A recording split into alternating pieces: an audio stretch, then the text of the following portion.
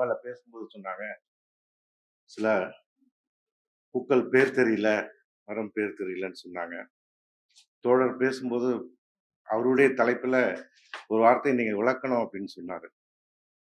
எனக்கும் அதே ஒரு நவம்பர் மாதம் தான் நினைக்கிறேன். திடீர்னு வந்து ஒரு மாலை அழைப்பு வந்தது. நான் பிரியா பேசுறேன் அப்படின்னாங்க.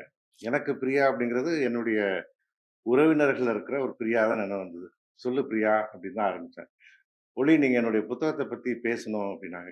இவன் எப்ப புத்தகம் எழுதுனா? அப்படிதான் யோசிக்கும்போது, முன்பின் கூட அறிமுகமே இல்லை. ஆனால் வந்து ஏதோ பல ஆண்டுகளாக பழகியது போல வந்து சொன்னாரு. நான் சொன்னேன், ஜனவரி மாதம் ரொம்ப சிரமமான ஒண்ணு. காரணம் ஒண்ணு புத்தக காட்சி. பிறகு வேற சில வேலைகள் இருக்கனால ஒத்துக்க முடியாதுன்னேன். இல்ல நீங்க வந்து புத்தக காட்சியெல்லாம் முடிந்து ஒரு 10 நாள் கழிச்சு தான் அது தாராளமா நீங்க செய்யலாம் அப்படின்னாங்க. சரி அடுத்தது வந்து எனக்கு சில நேரங்கள்ல என்னுடைய அடையாளங்களே தெரியறதில்ல. சில நேரத்துல எழுத்தாளருங்கிறாங்க, பதிப்பாளருங்கிறாங்க, குரோட்டேரியன்ங்கிறாங்கன்னு எனக்கே தெரியாது. எப்பவாவது பதிப்பாளரும் உள்ள இருந்து எட்டி பார்ப்பான். சரி இந்த புத்தகத்த நம்ம எப்படி அதுக்குள்ள கொண்டு வரது அப்படின்னு போகும்போது, இல்ல இல்ல இந்த புத்தகம் ஏற்கனவே வேடியப்பன் டிஸ்கவரியில கொண்டு வந்துட்டாருன்னாங்க. அப்ப அந்த பதிப்பாளருடைய ஈகோ ஒரு சின்ன தட்டு தட்டுது. இப்ப நான் என்னங்க செய்யணும்னு, இல்ல நீங்க தான் வந்து அந்த புத்தகத்த பத்தி பேசணும் அப்படின்னாங்க. இல்ல இல்ல நீங்க கண்டிப்பா செய்யணும் அப்படின்னு சொல்லும்போது, அதுவும் இன்னொரு பேர சொன்னாங்க. சுபா பேர சொன்ன உடனே சரின்னு சொன்னேன். சரி புத்தகத்து பேர் என்னம்மான்னாங்க. ஏதோ சொன்னாங்க. புரியல. இன்னொருக்கா சொல்லுங்க அப்படின்னேன். இன்னொருக்கா பேர சொல்லிட்டு, நல்லா இல்லையான்னு கேட்டாங்க. ஐயோ! ரொம்ப நல்லா இருக்கு பேரு. அப்படின்னு தப்பா அப்பதான் எடுத்து சொல்லிட்டேன். என்ன மனசு கோவிச்சுக்கூடாதுங்கிறதுக்காக. அதுக்கப்புறம் வந்து மறுநாள் புத்தகத்து பேர் அனுப்புறாங்க. இப்ப அவங்களுக்காவது உள்ள கொஞ்சம் சந்தேகம், அந்த சந்தேகம். எனக்கு அந்த புத்தக தலைப்பிலேயே சந்தேகம். ஞாழல்னா என்ன? அப்படின்னு யோசிக்க ஆரம்பிச்சு, அதுக்கப்புறம் பார்த்தா அது ஒரு கொன்றை பூ. சரி இது இப்ப என்ன வச்சுட்டு இத என்ன பேசுறது? நான் கவிதைகளுக்கும் நமக்கும் உண்மையாவே உள்ளபடியே ரொம்ப தூரம். காரணம், கவிதை வந்து பேசக்கூடாதுன்னு இல்ல. அத வந்து இப்ப எங்களுடைய அருமை தோழர் வீரமணி கூட இருக்காரு. நீங்க அந்த பட்டியல்ல ஒரு 100 பேர மிஸ் பண்ணிட்டீங்க. அவருடைய பிறகு நான் ரொம்ப அவர் வேண்டிக்கிட்டாருன்னா அவரது, பிறகு சுபாது. 2த்துலயுமே நாங்க அந்த கவிதைய பத்தியே பேசல. அதனால அது பேசக்கூடாதுன்னு இல்ல. அது பேசணும்னா அதுலருந்து ஒரு 2, 3 உள்ள போய் வரணும். இதுக்கெல்லாம் நம்முடைய பணி வந்து இடம் குடுக்காதனால நம்ம இதுலருந்து எப்படி தப்பிக்கிறது அப்படின்னு பார்க்கும்போது, புத்தகம் வந்து அருமை தம்பி அ வேடியப்பன்ட்ட வாங்கும்போது பார்த்தா, குறுந்தொகை பாடல்கள் கதை வடிவில்னால பாட நிம்மதியா போச்சு. அப்படின்னு அந்த புத்தகத்த எடுத்துட்டோம். இன்னைக்கு வந்து நம்மகிட்ட ஒரு பல பண்பாட்டு புரட்சிகள் நடைபெற்றுக் கொண்டிருக்கின்றன. நம்மை பண்பாட்டு தாக்குதல்கள் நடந்து கொண்டிருக்கின்றன. எனக்கு ஒரு தடவ ஐஐடில வந்து ஒரு ஒரு உரை நடந்தபோது, அந்த அந்த இடத்துல கூட சொல்லப்பட்டது என்னன்னா, திருக்குறளே வந்து சாஸ்திரங்களுடைய சாரம் தானே அப்படின்னு பேசுனாங்க. நான் அங்க வந்து மறுத்து பேச வேண்டிய ஒரு கட்டாயம். நெறைய பேசுறோம். இப்ப நம்மகிட்ட என்ன ஆயுதங்கள நம்ம பயன்படுத்துறோம்? ஏன்னா, இங்க கூட பார்த்தீங்கன்னா, இது ஒரு ஒரு போர் சூழல் மாரி தான் இருக்கு. இங்கேயும், அங்கேயும், அங்கேயும் சும்மா எடுத்து கேமரா சுடும்போது, டப்பு டிப்புன்னும்போது நமக்கு ஒரு சந்தோஷமா தான் இருக்கு. ஏன்னா ரொம்ப நாள் ஆச்சு. இப்ப செல்போன்ல எடுக்கிற புகைப்படங்கள்லாம் நமக்கு வந்து சேர்றதுனால, அது அதுல வந்து நானே நானதான் சந்தேகம் கூட வருது. இன்னைக்கு தான் ஒருத்தர் ஐயப்ப சார் கூட கேட்டேன். சார் எல்லாருமே கொஞ்ச நாளா நல்லாவே இல்லைங்கிறாங்க. ஏதோ உங்களால முடிஞ்ச அளவுக்கு என்ன கொஞ்சம் மாத்தி குடுங்க சார்ன்னு சொல்றோம். ரொம்ப நன்றி. இந்த இந்த இப்படிப்பட்ட ஒரு சூழல்ல வந்து நமக்கு நமக்கு என்ன பெரிய ஆயுதங்கள் இருக்குதுன்னா, நம்மகிட்ட இருக்கிற இலக்கியங்கள் தான் நமக்கு ஒரு ஆயுதம். நேற்றைக்கு கூட எனக்கு இந்த தமிழ்நாடு முழுக்க இருக்க நூலகர்களுக்கான ஒரு ஒரு பயிற்சி பட்டறை. எப்படி இலக்கிய விழாக்கள் அவர்கள் பகுதியில் நடத்தணும்னு சொல்லிட்டு பேசும்போது கூட, பேசி முடிச்சோனே எனக்கு குடுத்த புத்தக பரிசு கூட குறுந்தொகை தான் குடுத்தாரு. இளம்பகவத் ஐஏஎஸ். நான் கூட சொன்னேன், இது எவ்வளவு பொருத்தம் பாருங்க. நாளைக்கு இத பத்தி தான் பேச போறோம் அப்படின்னு சொன்னோம். இந்த இந்த சங்க இலக்கிய பாடல்கள வந்து நம்ம பல காலங்கள்ல சில நேரங்கள்ல வந்து அழுதுகிட்டே படிச்சிருக்கோம் பள்ளிக்கூட காலங்கள்ல. எதுக்கு இப்படிலாம் போட்டு நம்ம உயிர் எடுத்தான்னு சொல்லி. அப்படியே தாண்டி தாண்டி வரும்போது ஒரு காலத்துல வந்து அந்த அந்த ஒரு குறிப்பிட்ட காலத்துல வரும்போது, இந்த யாயும் ஞாயும் யாராகிறோங்கிறது ரொம்ப ரொம்ப ஒரு பெரிய சொத்தா வந்து வச்சுக்கிட்டு இருந்தது. நான் கூட பிரியா கிட்ட சொன்னேன். "நீ யாரோ, உங்க அப்பா யாரோ, உங்க அம்மா யாரோ, நான் யாரோ, எங்க அப்பா யாரோ, எங்க அம்மா யாரோ. எதுக்கும்மா நீ இந்த கவிதை புத்தகத்த குடுத்து, இந்த 2, 3 நாளா நான் அத வந்து செம்புல பயிர் போலலாம் தேவையில்லாம கலந்துட்டு, நான் வேற எந்த வேலையும் செய்ய முடியாம செஞ்சுட்டேன்னே" சொன்னோம்.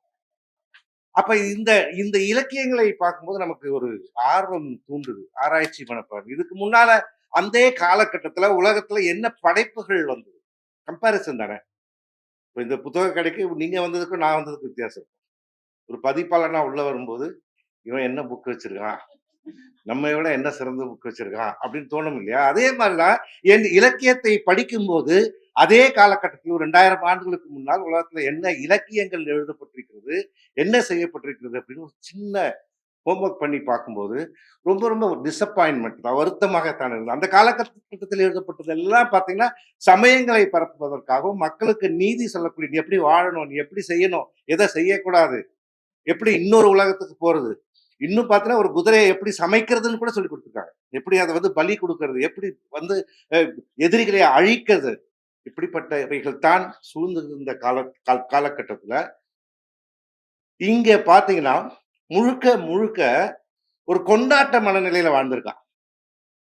இந்த இந்த இதுல இருக்கிற பாடல்கள் 20 எடுத்து இவங்க வந்து அத அழகா கோர்த்து குடுத்துருக்காங்க.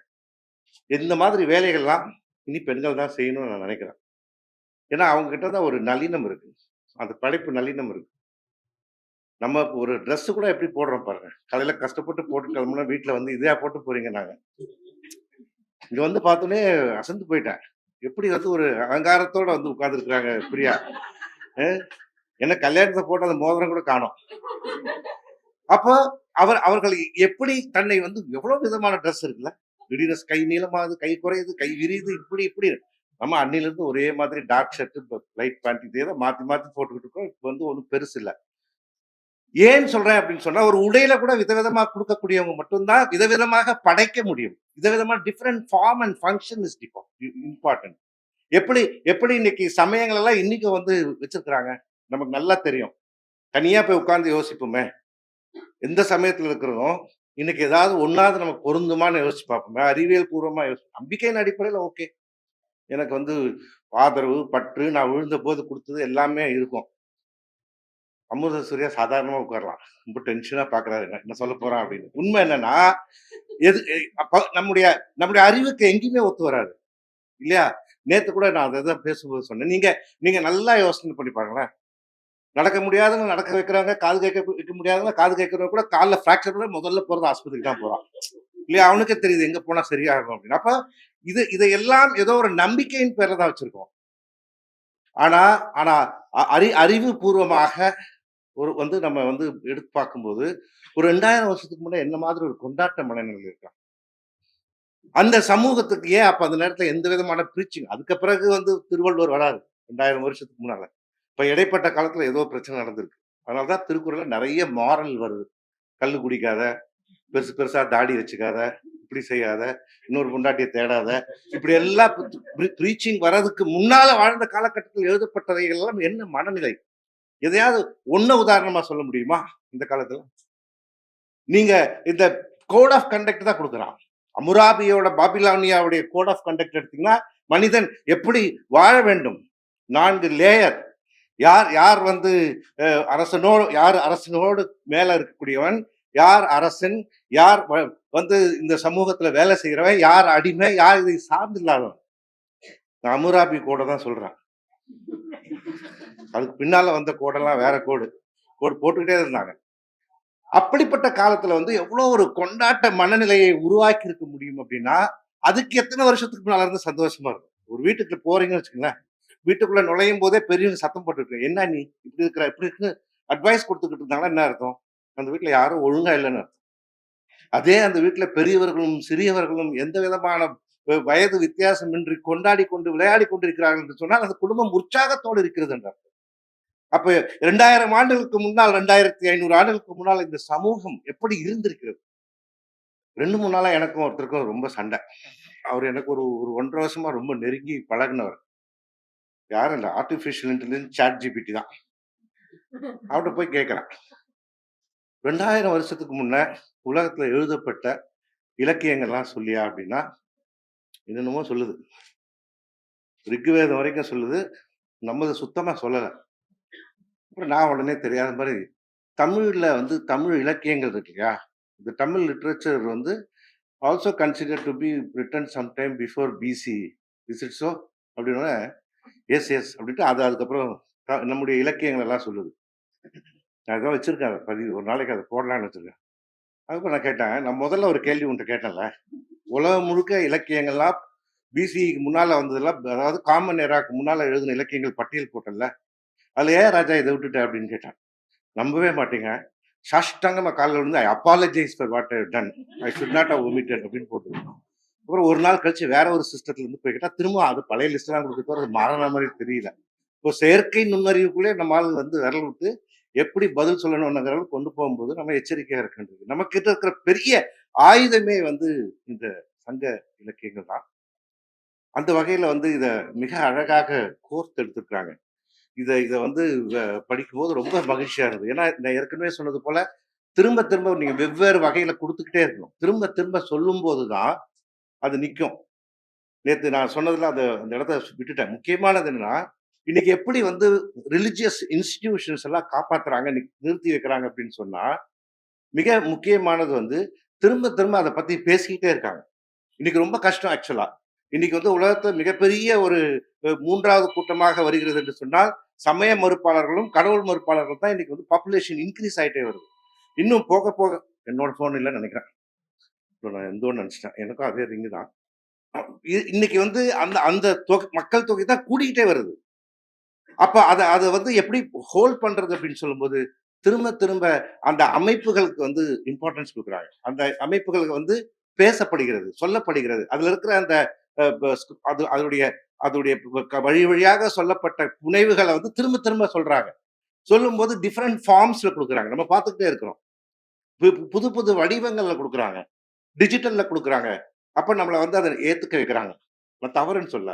அது அந்த அமைப்பை கீழ நடத்துகிறவங்களுக்கு அது தேவையான வழிமுறை. ஆனால் இதையெல்லாம் தாண்டி மனித குலத்துக்கு 2000, 2500 வருஷத்துக்கு முன்னாலேயே வந்து யாதும் ஊரே யாவரும் கேளீர்ன்னு சொன்ன நமக்கு, நம்முடைய ப்ராடக்ட்ட கொண்டு போய் விக்க தெரியலன்னு வச்சுக்கங்களேன். ரெடியப்பன் அடிக்கடி சொல்லுவாரு. புக்கெல்லாம் நல்லா விக்குதுண்ணே. ஒருத்தன் விக்கிறது தெரியல அப்படின்னு சொன்னான்னா, அவனுக்கு விக்க தெரியல அவ்வளவுதான். அவனுக்கு மார்க்கெட் பண்ண தெரியல. இன்னைக்கு இன்னைக்கு இந்த கூட்டம் ஞாயிற்றுக்கிழமை இன்னைக்கு சென்னையில எத்தன பதிப்பாளர்கள் செய்றாங்க? எத்தன பதிப்பாளர்கள் பண்றாங்க? புத்தகத்த போட்டா வாங்கிப்பாங்கன்னு உட்கார்ந்திருக்காங்க. ஆனா, இப்படி ஒரு ஒரு பெரிய கூட்டத்த இங்க மட்டும் இல்ல, ஆயிரக்கணக்கானவர்களை வந்து பார்க்க வைக்கிறம்போது, அத வந்து இப்ப இன்னைக்கு வராதவன்லாம் யோசிப்பான். சண்டே மார்னிங் ஞாயிற்றுக்கிழமை திரும்ப திரும்ப திரும்ப நீங்க அழைக்கப்படுகின்ற போது, நம்ம கண்டிஷன் ஆயிடும். இல்லையா? அததான் ரிலிஜியஸ் இன்ஸ்டிடியூஷன்ஸ்லாம் செய்றாங்க. அதே மாதிரி இதை செய்யும்போது, அது திரும்ப திரும்ப அதை வந்து வெவ்வேறு வகைகள்ல குடுக்கும்போது, இந்த பிரியா பாஸ்கரனுக்கு நன்றி சொல்வது அவருடைய கவிதை பற்றி பேசுவதற்காகவோ, அவருடைய படைப்ப பத்தி பேசுவதற்கு இல்ல.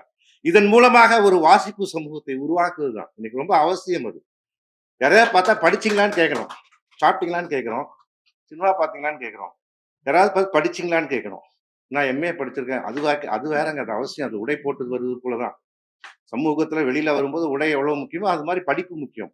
அதை தாண்டி நீங்க ஏதாவது படிச்சிருக்கீங்களான்னு இல்ல நான் படிக்கலன்னா, அவர வந்து கேவலமாக பார்க்கக்கூடிய ஒரு சூழல் வரும்போது தான் புத்தகத்த எடுத்து படிப்பான். இது அவனுக்காகவோ, எனக்காகவோ, இது வித்து 4 காசு சம்பாதிக்கிறதுக்காக இல்ல சார். இது மிக முக்கியம். அப்பதான் ஒரு நல்ல சமுதாயத்தை உருவாக்க முடியும். கற்பனைகள் வந்து பெருக முடியும். ஆக இந்த இந்த தொகுப்பை வாங்கியவுடன் ஒரு இது படிக்க ஆரம்பிச்சது உண்மையாவே 2, 3 நாளைக்கு முன்ன தான் படிக்க ஆரம்பிச்சேன். நான் வேறு வேறு வேலைகள் ஓடிட்டு இருந்தது. பார்த்துக்கலாம் இது என்ன சிறுகதைகள் தானே கோத்திருப்பாங்க அப்படின்னு நினைச்சோம். ஆனா இடையில வந்து நான் வேற ஒரு சிக்கல்ல மாட்டிக்கிட்டேன். நேத்து மாலை வந்து ஒரு ஒரு ஆப்பிரிக்க இலக்கியத்தை வந்து முதல் முறையா வந்து நான் பேச வேண்டிய ஒரு கட்டாயம் வந்தது. அது வந்து uh my life has a price அப்படிங்கிற ஒரு புத்தகம். டீனா ஆப்ராவோட ஒரு உண்மை கதை. அது இலக்கியம் போல படைக்கப்பட்டது. அதுதான் என்ன ஒரு வாரமா வந்து ஒரு கருப்பின பெண் நைஜீரியாவிலிருந்து பிரான்ஸ் நாட்டுக்கு போய் அவ எப்படி அங்க வந்து சித்திரவதைக்கு உள்ளாக்கப்பட்டு பாலியல் வன்முறைகளுக்கெல்லாம் உள்ளாக்கப்பட்டு அதான் அந்த கதை. அந்த அதான் பிரியா கிட்ட சொன்னேன்.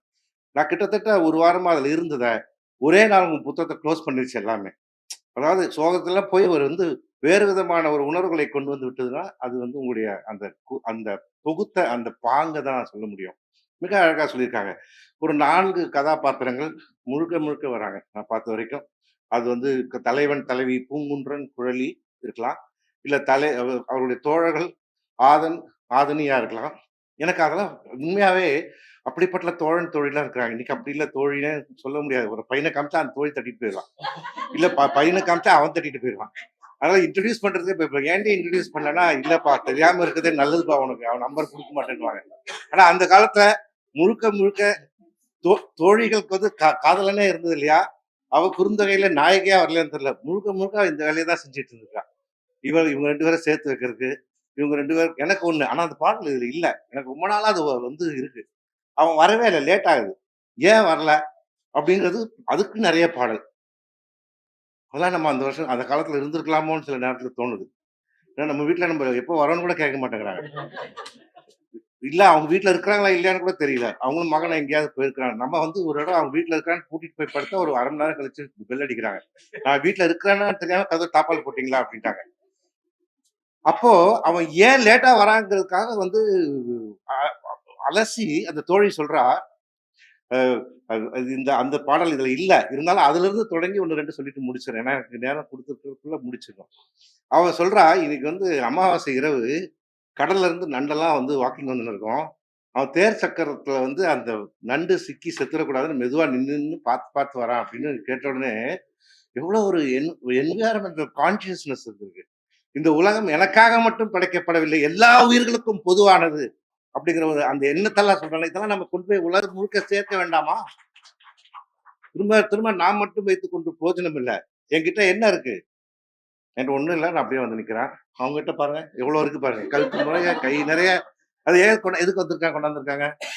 WhatsAppலயே அனுப்பலாம். என்ட்ட இதெல்லாம் இருக்குதுன்னு. இருந்தாலும் ஏன் போட்டுட்டு வராங்க? என்னிடத்தில் இருக்கிறது என்று சொல்கிறார்கள். ஒரு நகைக்கே பொன் நகைக்கே அப்படின்னா, காலாகாலமாக நிற்கின்ற இந்த அறிவு சுரங்கத்தை நாம் மற்றவர்கள் கொண்டு போய் சேர்க்க வேண்டாமா? அதைத்தான் வந்து இந்த புத்தகத்தின் வாயிலாக உண்மையாகவேங்க உங்கள மாதிரி அமெரிக்கால இருக்கிறவங்கலாம் எழுதுறது தான் ரொம்ப முக்கியம். ஏன்னா, அங்க இருக்கிறவங்களுக்கு அது ரீச் ஆகணும். அந்த புத்தகத்த கொண்டு போய் சேருங்க அப்படின்னு சொல்லிட்டு, இது ரொம்ப சிம்பிளா ரொம்ப நல்லா எடுத்திருக்காங்க. முதல்ல 2 பேர் யாருன்னே தெரியாத போது பார்க்க ஆரம்பிக்கிற யாயும் யாயும் அந்த அதுலருந்து ஆரம்பிக்கிறாங்க. அது ரொம்ப பலமுறை வந்து பல பேரால சொல்லப்பட்ட பாட்டு. ஆனா, இதுல வந்தபோது தான் நான் இன்னொரு பாட்ட ரொம்ப ரொம்ப ரசிச்சு பார்த்துக்கிட்டேன். எனக்கு தெரியாது இப்படி ஒரு பாட்டு இருக்குன்னு. ஏன்னா நான் வந்து நான் எல்லாத்தையும் படிச்சேன்னு சொல்ல முடியாது. போற போக்குல படிக்கிறவன் தானே. இந்த பாட்ட படிச்ச உடனே எனக்கு சந்தோஷமா இருந்தது. ஒண்ணும் பெருசா வித்தியாசம் இல்ல. "வேம்பின் பைங்காய் என்தோழி தரினே தேம்பூங்கட்டி என்றநீர் இனியே பாரி பரம்பின் பனிச்சுனை தென்னீர்." இந்த பாடல் வந்து போகுது. மொத்தமே வந்து 6 வரிகள். என்ன தெரியுமா சொல்லுது? தோழி சொல்றா தலைவன்ட்ட, "டேய்! நீ உன்ன மாரி ஒரு ஃப்ராட பார்க்க முடியாது. நீ வந்து அவள லவ் பண்ணும்போது என்ன சொன்ன? வேப்பம்பூ மரத்துல ஒரு காய குடுத்தா கூட அது வந்து வெள்ளக்கட்டின்னு சொல்லி இனிக்குதுன்னு சொன்ன. பாவி இப்ப குளிர்ந்த தண்ணிய குடுத்தா கூட அது சுடுதுன்னு சொல்றியே! எல்லாமே போச்சா?" அப்படிங்கிறான். அதாவது காதலிக்கும் போது இருக்கின்ற மனநிலை வேறு. காதலித்து திருமணம் ஆனதுக்கு பிறகு, "ஏன் எப்ப பார்த்தாலும் இதே ட்ரெஸ் போட்டுட்டு இருக்கீங்க? ஏன் எப்ப பார்த்தாலும் நின்னுகிட்டே இருக்கீங்க? எப்ப குறுக்க குறுக்க வந்துகிட்டு இருக்கீங்க? ஏன் எதுக்கெடுத்தாலும் பேசிக்கிட்டே இருக்கீங்க கூட கூட? ஒரு காலத்துல வந்து நீங்க பேசுவீங்களான்னு காது காது குடுத்து கேட்டப்போ, இதெல்லாம் என்னாச்சு? இருக்கு. இதுதான் இயல்பு நிலை." அப்படிங்கிறது மிக அழகாக எல்லா இடத்துலயுமே வந்து கொண்டு போறாங்க. இந்த பாடல்கள்ல வந்து என்னன்னா, ரொம்ப சிறப்பு வந்து வெறும் குறுந்தொகை பாடல் எழுதி அதுக்கு விளக்கம் சொல்லல கதையோட. இன்றைக்கு இருக்கின்ற சினிமா பாடல்களை வந்து எடுத்து, அதை வந்து உவமைகளாக சொல்லுகிறார்கள். இந்த பாடல்ல வந்திருக்கு இப்படி, இந்த பாடல்ல இங்க வந்திருக்குன்னு சொல்லும்போது, நம்மால அதை ஈஸியா வந்து ஒண்ணுத்துக்கு ஒண்ணு தொடர்பு படுத்திக் கொள்ள முடிகிறது. இது நியூ ஜெனரேஷன். ஆனா சில இடங்கள்ல எனக்கு தெரியல. ஏன்னா அந்த சினிமா பாட்ட நான் கேட்டதே இல்ல. அதனால எனக்கு தெரியாது. ஆனால் இதுதான் இன்னைக்கு வேணும். இன்னைக்கு புதிய மாடர்ன் ஜெனரேஷனுக்கு என்ன அவங்க ட்ரெண்ட் இருக்குதோ, அதுக்கு ஏத்தா மாதிரி படைத்து குடுக்கும்போது தான் அவங்க கிட்ட போய் சேர முடியும். அந்த வகையில இந்த சிறுவி, ஞாழல் இந்த வந்து எனக்கு இன்னும் புரியல. திரும்ப திரும்ப கேட்டேன். அது என்னம்மா இனிஷியல் ஞாழலுக்குன்னு. பூக்கு ஏதாவது இனிஷியல் இருக்குமான்னு. இல்ல அது காலநிலைகள்ல அது ஒரு காலநிலைனாங்க. இருந்தாலும் அவருக்கு பதில் சொல்றதாக இருந்தா, மரியாதை எனக்கும் பதில் சொல்லணும். இங்க இருக்காரு. நான் அவங்களே பார்த்துக்கிறேன். அதனால நீங்க வந்து இப்படிப்பட்ட வித்தியாசமான தலைப்புகளின் வழியாக எங்கள் மனதை வந்து நீங்க வந்து குடிக்கொண்டுட்டீங்க. என்னுடைய வேண்டுகோள் என்னன்னா, ஏதோ வந்தோம், உட்கார்ந்தோம் அப்படின்னு இல்லாம, இந்த மாரி புத்தகங்கள்லாம் இது ரொம்ப விலை கம்மி. ரூ. 140. எனக்கு தெரிஞ்சு வேடியப்பன் வந்து இன்னைக்கு ஸ்பெஷல் ஆஃபரா? எவ்வளவு? எவ்வளவு? ரூ. 100 ஆ.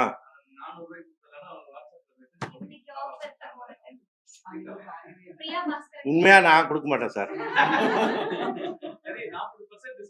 ஒருவேளை இவரு சென்னைக்கு வெளியே புறநகர்ல இருக்கிறதுனால விலை கம்மியா குடுக்குறாருன்னு தெரியல. ஆனா சொல்றேன், இது வந்து குறைஞ்சது ஒரு ஒவ்வொருத்தரும் வந்து ஒரு 3 செட் 4 செட் வாங்கி போய் எல்லாருக்குமே வந்து புத்தகங்கள வந்து பரிசளிப்பதற்கு பழகிக் கொள்வோம். தயவு செஞ்சு இந்த இனிப்புகள் குடுக்காதீங்க. எங்க அப்பா, அம்மா எல்லாரும் இனிப்பு சாப்பிட்டு தான் எங்க அத்தை எல்லாருமே வந்து இனிப்பு சாப்பிட்டு தான் போயிட்டாங்க. அன்னைக்கு வந்து யாரோ ஒருத்தர் ஹேப்பி நியூ இயர் அப்படின்னு அது வந்து என் சொந்தக்கார பொண்ணு வந்து அந்த ஸ்வீட் பாக்ஸ குடுத்தது. திரும்ப திரும்ப பார்த்தேன். மாமா ரொம்ப நாளைக்கு இருக்குமா வேண்டாமாடா கண்ணா அப்படின்னா. அதனால தயவு செய்து புத்தகங்களை வந்து பரிசளிப்பதாக வைத்துக் கொள்வோம். நாம் ஒரு அறிவார்ந்த சமுதாயம் என்பதை கட்டமைப்போம். செயற்கை நுண்ணறிவெல்லாம் நாம் உருவாக்கியது. செயற்கை நுண்ணறிவை வந்து வென்றெடுக்க வேண்டும் என்று சொன்னால் அவங்க சொல்றது தான் சொல்றாங்க. You need to have be innovative, creativity, imagination. கலெக்டரா சொல்றாங்க. Imagination, creativity and lead to innovation என்று சொல்வார்கள். அந்த இமேஜினேஷன் வரணும் அப்படின்னா, கற்பனைகள் வர வேண்டும் என்று சொன்னால், புத்தகங்களால் மட்டும் தான் முடியும். 10 வயசு, 11 வயசு பிள்ளைகளுக்கெல்லாம் நான் வந்து ஆங்கில புத்தகங்கள் கேட்டபோது நான் அகதா கிறிஸ்டி தான் சொன்னேன். இலக்கியங்கள் வந்து தாஸ்தவஸ்கியும், லியோ டால்ஸ்டாயும் குடுக்கல ஓடி போயிரும் குழந்தை. ஆனா அகதா கிறிஸ்டி படிங்கன்னு சொன்னேன். ஏன்னா, எனக்கு வந்து அது வாழ்க்கையில வந்து ஒரு 80கள்ல வந்து பெரிய மாற்றத்த உருவாக்குச்சு. ஏன்னா கடைசி பக்கம் வரை என்ன நடக்குமோன்னு வந்து மூளை சுறுசுறுப்பா இயங்கிக்கிட்டே இருக்கும். படுத்துக்கிட்டுலாம் படிக்கவே முடியாது. அப்படியே படபடப்பா ஓடும். அப்படிப்பட்ட புத்தகங்கள். அதுபோல நீங்கள் வந்து குழந்தைகளை வந்து படிப்பதன் மூலமாக அவர்கள் கற்பனை திறன்கள் வளரும்போது, புதிய புதிய படைப்புகளை உருவாக்க முடியும். அப்பதான் ஒரு ஏற்றமிகு சமுதாயத்தை அமைக்க முடியும் என்று சொல்லி, மிக அழகாக, நேர்த்தியாக அந்த அளவுக்கு ஒரு ரொம்ப யோசிக்க வைக்கல இந்த புத்தகம். அட்டப்படத்த பார்த்து நெறைய சொன்னாங்க. நம்மதுல ஒண்ணுமே இல்ல. ஏன்னா ரொம்ப புரியல எனக்கு. அதனால அதையும் சேர்த்து, இது என்ன? இந்த பூ பூ சரி மேல. இதெல்லாம் என்னங்கிறத விளக்க வேண்டிய ஒரு கடமைய சொல்லி, மிக மகிழ்ச்சியான இந்த காலை பொழுதில் உங்களை எல்லாம் சந்தித்ததில் நான் இன்னும் கூடுதல் மகிழ்ச்சி பெற்றேன் என்று சொல்லி விடைபெறுகிறேன். நன்றி.